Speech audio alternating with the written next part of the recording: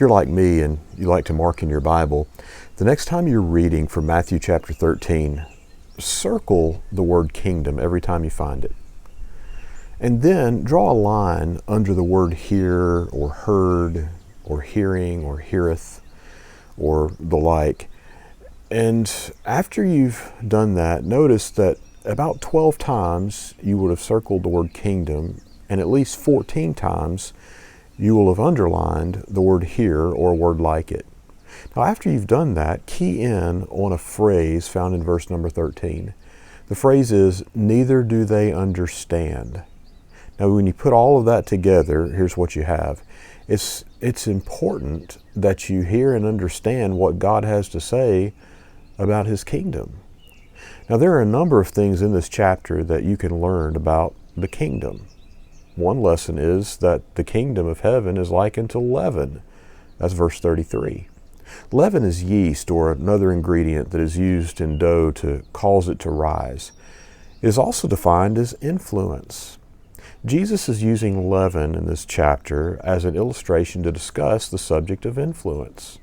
So it's important for us to take pause and listen so that we can understand what Jesus has to say about the subject of influence. Steve Williams tells the following story. Many years ago, before the Communist Revolution, a lady was traveling by mule and carriage through rural China. As night came, she stopped in a village which didn't have an inn. She sent her driver to find a Christian home in which she could find lodging. And she knew that the homes of Christians were always cleaner, and they were more prone to help out in such a situation. The village elder returned with her driver and said, "I understand you're asking for a Christian in this village." "We have none." "I'm very sorry." "Where does the nearest Christian live?" she asked. "The nearest Christian lives 5 days' journey from here." When this lad told his story to her father, who was familiar with Chinese culture, he observed, yes, and they knew where he was.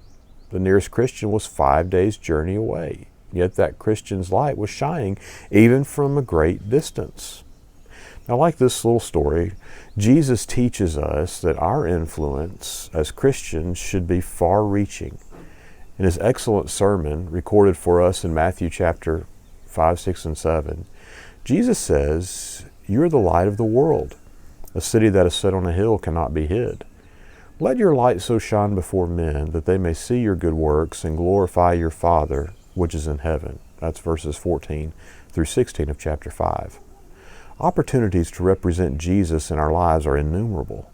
For example, the next time you go with your wife to the mall, guys, and she gives you the permission to sit in the lobby of the mall to wait on her as she shops, pull out your New Testament and do your daily Bible reading. When you discuss plans with friends and associates, include God in your conversation by saying, "If God wills." When you go out to dinner with your family or friends, don't be afraid to pause and pray before you eat. When you observe that someone is struggling with a difficulty, ask, "May I pray for you?" In a world that insists that we conform to its standards, why not turn the table? Decide that as a Christian, you'll live in such a way that the world will want to conform to you and your Christ-like example. After all, it will make us a happy, healthy people. Not to mention the fact, it's precisely what Jesus expects from us. Well, I hope you have a great day, and as always, may God bless you.